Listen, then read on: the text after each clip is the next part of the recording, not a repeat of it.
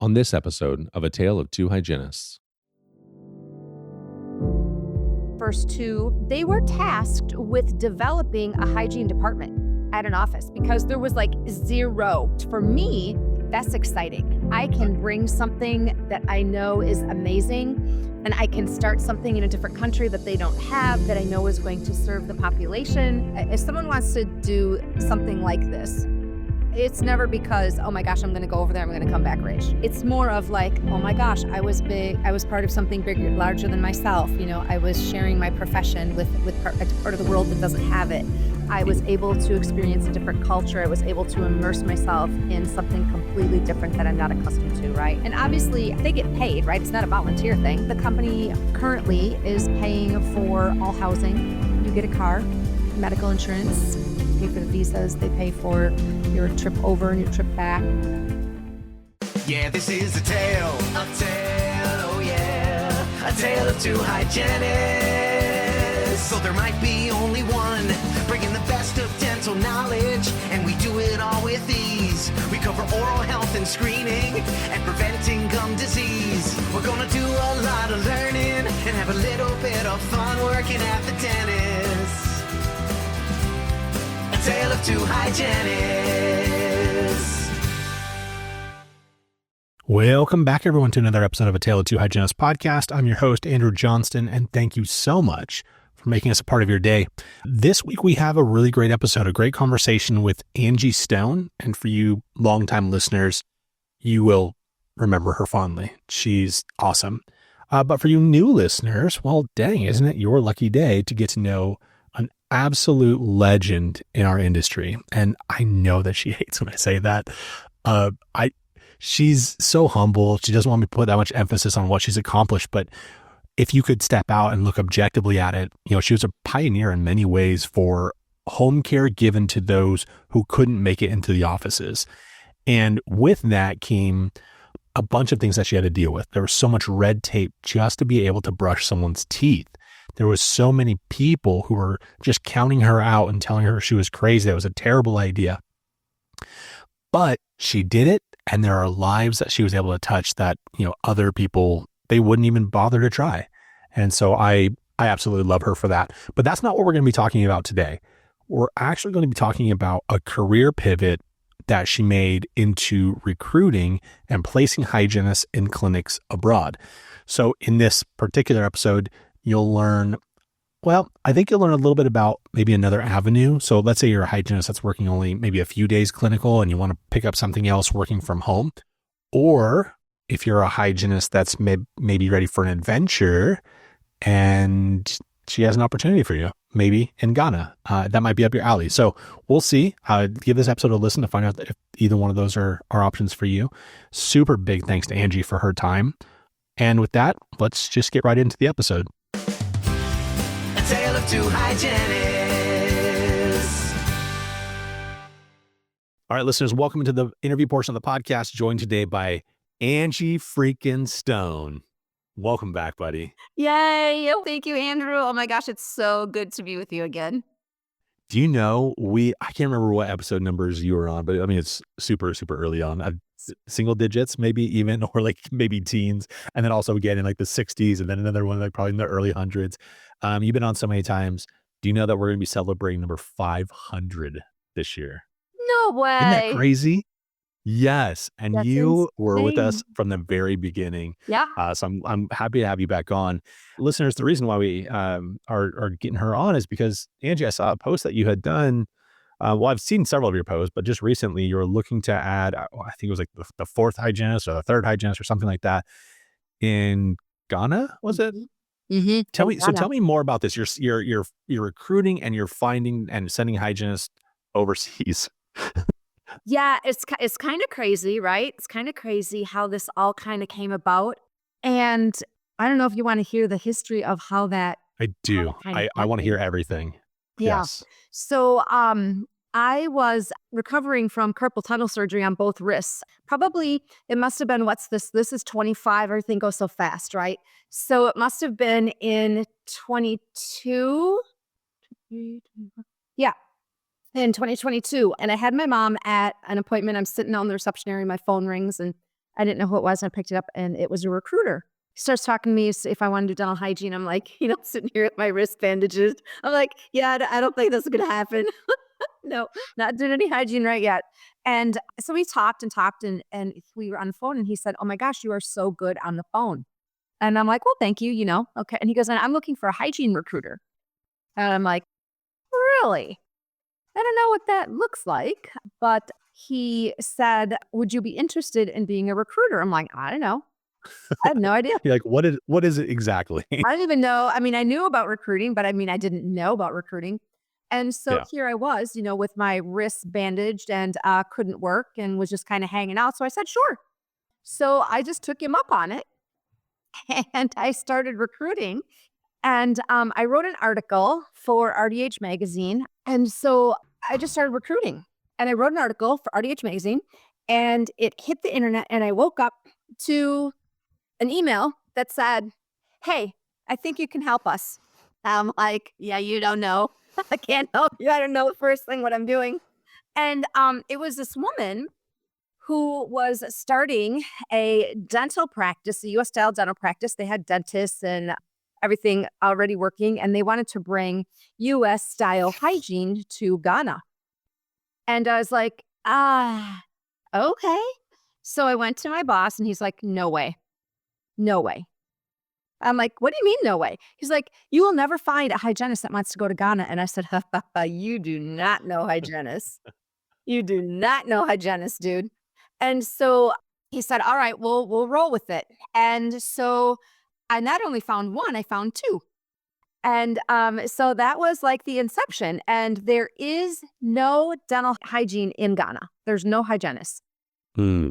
There's no schools, there's no licensure, there's no nothing. And so one thing led to another, and I was no longer doing the recruiting for that company. And so I just, got rid of everything. And then lo and behold, Ghana knocks on my door about a year later. They're like, we need another hygienist. I'm like, I'm not recruiting. I'm not doing that. No. And they're like, but Angie, you're the only one that can help us. They had gone through some other recruiting agencies and they weren't having any success. And so I was like, okay, but I got no software. I got no nothing. I got no recruiting stuff whatsoever. It's just me. And they're like, okay, you can do it. So now I'm starting interviews for number 5. That's incredible. So I have so many questions about this, and I apologize. I'm going to try and not bombard you with them. So let's talk about that first person that you were able to recruit. And can we talk about their experience a little bit? Because I feel like, you must have gotten some feedback.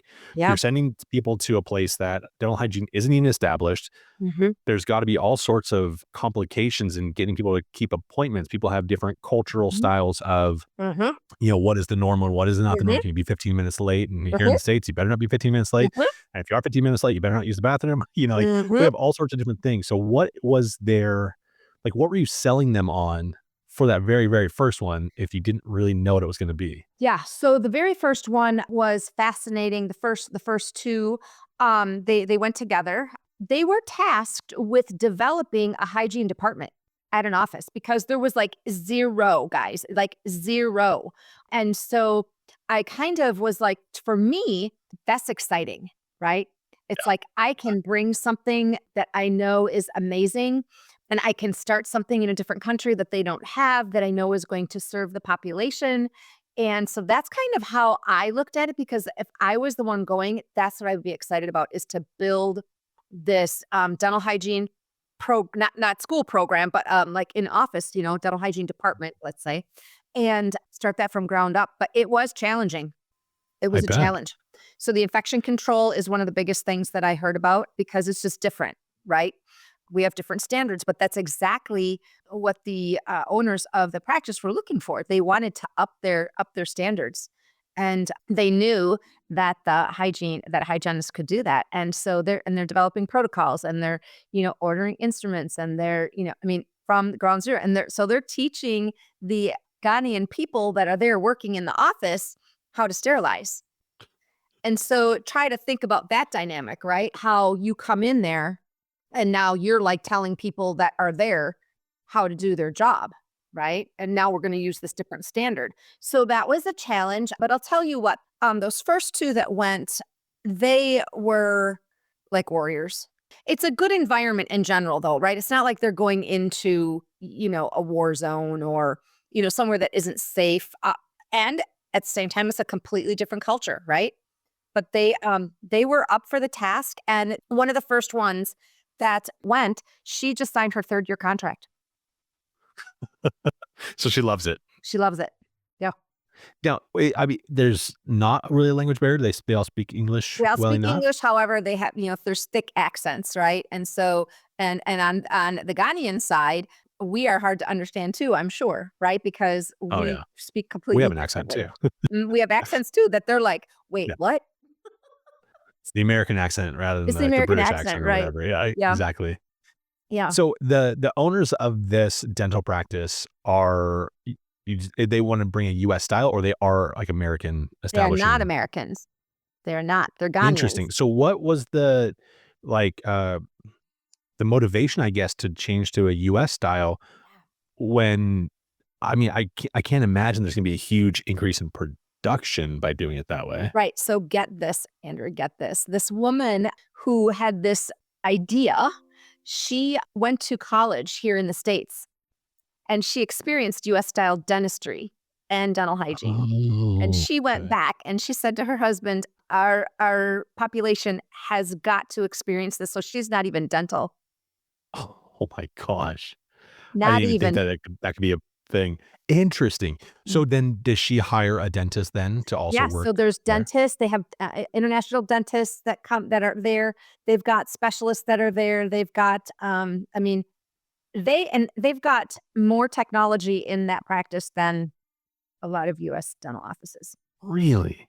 Yeah. And look, maybe we probably don't need to be sharing all of their their business, Right. but I mean, are they independently wealthy, or is this did No, they figure I out like a don't fee believe so. structure that makes this Yeah. work? I don't believe so. I mean, I'm not, as the recruiter, I'm not, into, I don't know a lot of that side, but Sure. my gut reaction would be, no, they're not independently wealthy. I really think that the woman wanted to just really bring something to the people that they didn't have that she experienced when she was here.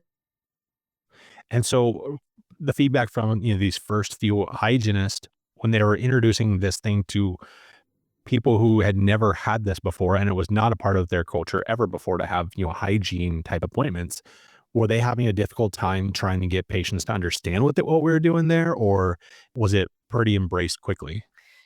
That's a really good question. It would be really awesome to have maybe the hygienist that just signed on for the 3rd year, have her discuss her, from her perspective.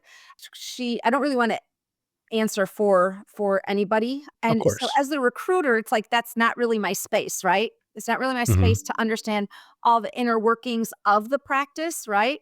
And then as a hygienist, it's kind of like, hey, these are hygiene colleagues. I just like took them from the US to Ghana. So it's kind of like, I still want to be connected. Of And I course. am, but I'm just not privy to like, oh, what are the ins and outs of the day? But I do know, Andrew, that you mentioned the time thing at the top here. Yeah. It was a big deal because they have no sense of time. Well, it's interesting, and not this is apropos of almost nothing. There's a television show a long time ago. It's called West Wing, The West Wing. There was an episode that had to do with, I think, AIDS medication in Africa. And one of the things was one of the reasons why these big pharmaceutical companies wasn't, willing to, do something, whatever, was because you had to take medication on a schedule. And a lot of people don't own wristwatches from this, fictional country that they were talking about in the show. And so people's concept of time, like here in the US, like we have it on our phones, we have it everywhere. We've always been time centric people. Mhm. And it's just so hard sometimes to go into other cultures who don't have that as Yep. a focal point of we're going to be there when we're there. Like it feels about right. Like this is what we're going to go. Like, hold on, you have an appointment. I have someone else coming too. Right. That can be difficult. And it Let was because they still expected to be seen, and the owners were like, "Yeah, we're seeing them." Yeah, because And the that's the hygienists culture, were right? You like, just do that. Like, hey, wait, no, we're not seeing them, right? We're not seeing them." And so that was kind of like a friction point. I've not heard much about that lately, but again, it's been 3 years, so I don't know, sure. what's transpired, but I know in the beginning that was a little rocky. They're like, This is not how we Uh, operate. well, I'm sure it's all about like everything else we do as hygienists. We're all about education. So we always have to teach and train people that this is the expectation. Absolutely. Let's go into maybe some of the other things that I find absolutely fascinating. So Andrew wants to go work in Ghana as a hygienist. You mentioned they don't have licensure Mhm. stuff Mhm. in place. So how like what qualifications are you looking for from someone like me as far as like my licensing or my credentialing or anything like that? Is any of that important? Yeah. So, in this particular instance, because this is a clinical position, my team in Ghana is looking for really strong clinical skills and clinical experience, right? Yeah. So, I've gotten, all kinds of people that are interested in going. And I think that they, would be really good. And then the team comes back and they're like, yeah, no, we just don't feel like there's enough clinical stuff. And they want them to be really up to date on like the technology, which is very interesting, right? Because you wouldn't think like going to Africa, you're going to focus on technology, but they really want the hygienists to have had some assimilation to some of the newer technologies, like, maybe it's not even new, maybe that's the wrong word, but intraoral cameras and things like that. So they want them to be kind of been exposed to that. And then for the licensing, we're using our US license. They want US licensed hygienists. However, in Ghana, there isn't a licensing procedure, but there is a procedure that you have to go through in order to be able to work in Ghana, right? Like a So work visa type situation? yes, yes, more a visa, more, hey, I'm here, this is what I'm doing. And then you get permission to be there and do your work. And is it often that they would deny someone like a work visa type situation, You know, like I haven't permission? had any I haven't had anybody, so I don't know how usual that is. I don't know. Everyone just passes. Okay. Every just it's just passed Um, so far. so let's talk a little bit about what everyone really wants to know. It's like the compensation part of it. Like this probably is not the most lucrative of things. It's more of like an adventure of a lifetime kind of a situation, right? Yeah, yeah. So, Yeah. also, what I'm learning is that, like, reimbursements in Ghana for our services are, like, they don't charge a lot, and I don't believe there's, like I mean, is there insurance? I've never asked these questions, like, is there insurance that pays for it? But I know that if someone wants to do something like this, it's never because, "Oh my gosh, I'm gonna go over there, I'm gonna come back rich," right? It's never Right. that. It's more of like, "Oh my gosh, I was part of something bigger larger than myself," I was sharing my profession with a part of the world that doesn't have it. I Mhm. was able to experience a different culture, I was able to immerse myself in something completely different that I'm not accustomed to, right? And obviously, they get paid, right? It's not a volunteer thing, Sure. but the company currently is paying for all housing. You get a car, medical insurance, pay for the visas, they pay for your trip over and your trip back. So I mean, it's not like the candidate is outlaying any kind of real money to have Mhm. this experience. Now, you mentioned something about a contract earlier. Do they have it as a year to year or and within that year, are they allowed to come home and visit, like, for vacations and stuff? Like, Yeah, what are so, the they rules do there? award them, I believe it's 2 weeks vacation during that first year, and then they can use that however they want. If they wanna come back, then they come back and they use their own money to come back. After the first year, the company will pay to send the candidate back to the States, or they have, an opportunity to sign on for an additional year if they would like. And then they would send them back, I believe, to the States, maybe for a couple weeks and then bring them back. Nice. Mhm. Well, for my vacation stuff, I'm already on that side of the world. Like, I wanna go see other parts of that world, right? Well, Like, I wanna go correct. somewhere, I mean, we're in Europe or something like that, or other parts of Africa and, see Yeah, since I'm already over there. That's what I exactly, would exactly. Yeah. are you looking for well, maybe not are you looking for, but I guess is this position more suited for a single person as Yeah. opposed to a married or partnered somebody? Yes. It's more positioned. I've not had anyone that has a partner go, although that's not, it's not that they can't, right?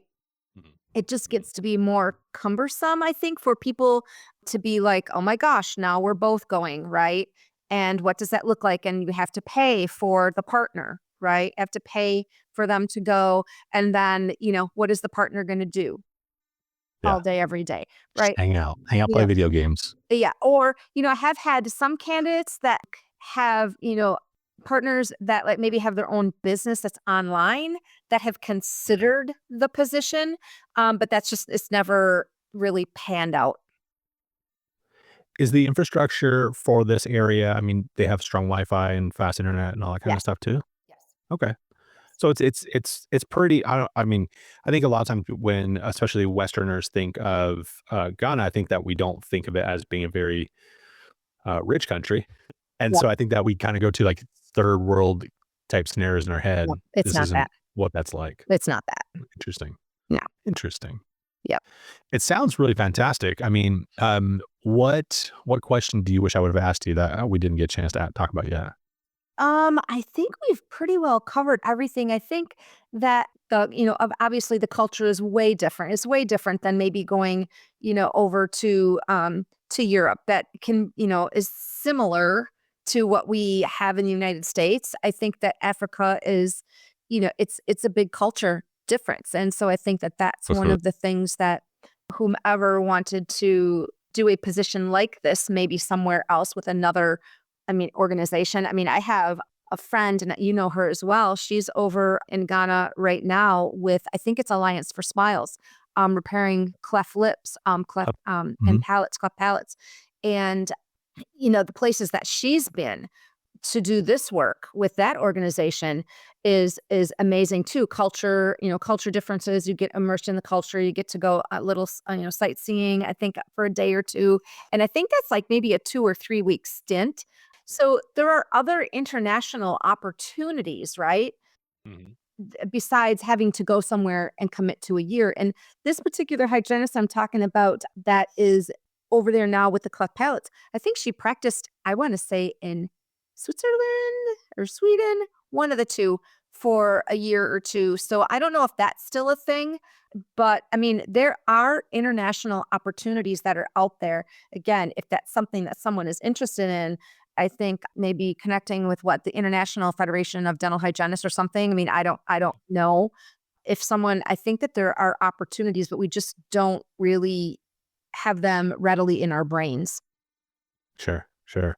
And listeners, I'm happy to be a resource. This is kind of my alley doing mission trips and stuff, so I love it. But yeah. Angie, I'm really sorry that we don't have much more time to talk about this, but if anyone is interested in like hearing more or they have questions specifically for you, how can they find you and ask you those questions? They can connect with me. My email is astone5501@gmail. That's probably the easiest way. Yeah, Okay. connect with I'll me make on sure I put that in the little Facebook. show notes. I don't hang out on any of the other platforms. I'm on Facebook. Not That's it. on I'm an Twitter, old on one. X. You don't. Okay. Well, you look beautiful. I'm happy to see you again. Thank you. Thank you for coming back on the show. You're welcome, Andrew. You have a great day, Mayor dear. Yeah, this is a tale, oh yeah, a tale of two hygienists. So there might be only one, bringing the best of dental knowledge, and we do it all with ease. We cover oral health and screening, and preventing gum disease. We're gonna do a lot of learning, and have a little bit of fun working at the dentist. A tale of two hygienists.